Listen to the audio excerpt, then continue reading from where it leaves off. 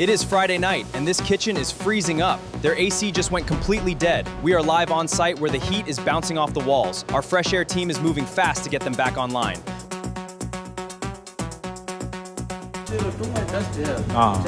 All the filters are all clogged up with dirt and dust. Because due to the cooking activity that goes on, like smoke and like other particles in the air get sucked up by the AC return, and it's clogged up. So the airflow is blocked in the AC over here.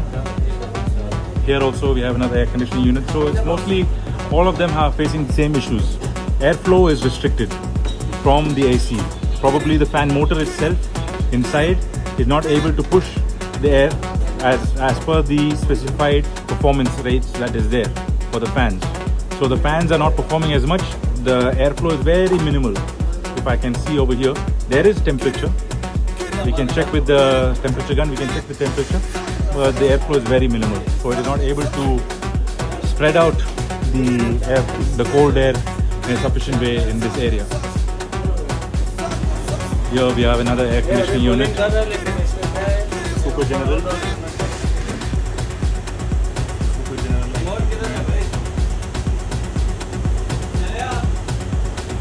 I believe it's a 5-ton capacity. It's a 5-ton capacity wall-mounted split.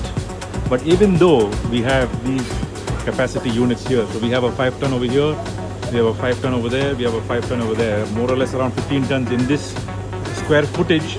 As per normal heat load calculation, the cooling should be sufficient. But look at the heat which is being produced over here from these stoves, from these ovens, from the chillers, the fridges, the lights.